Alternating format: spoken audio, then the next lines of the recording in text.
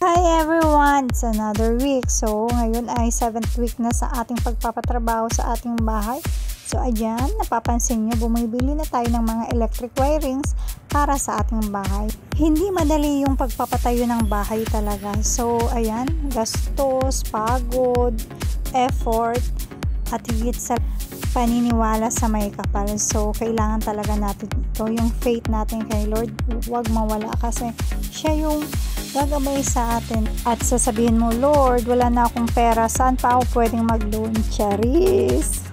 Nasa counter na tayo, magbabayad na tayo. So,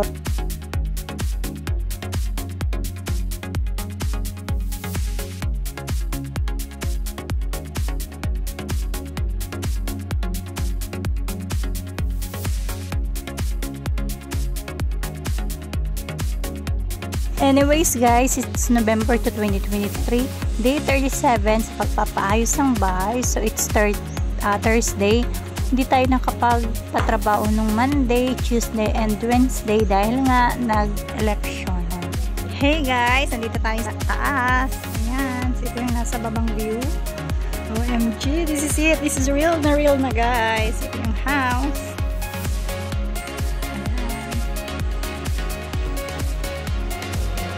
So guys, ito naman yung front namin dito sa taas. Ayan.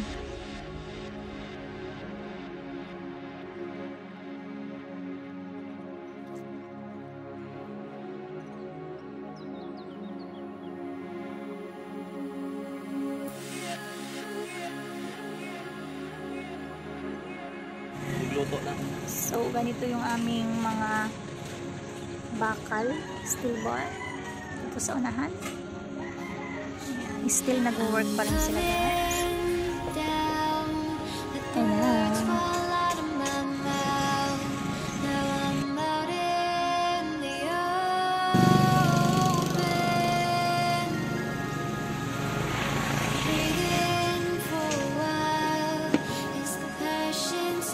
So dito naman yung tinatrabaho nila is yung sa terrace, magiging terrace namin. So nag-extend kami dyan ng 1 meter each para malawak yung sa taas namin guys. So yan naman yung ginagawa nila para next week yung mga steel bar na lang yung ilalagay dyan sa mga plywood at makaka-start na sa pag-slab.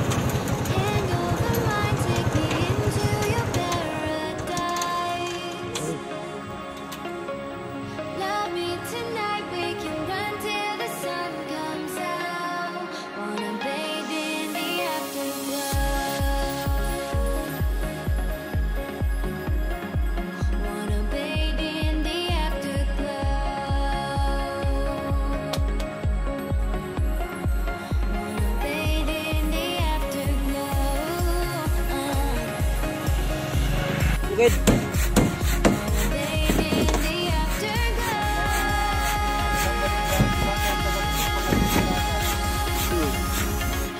Taga-dagat man, taga-dagat.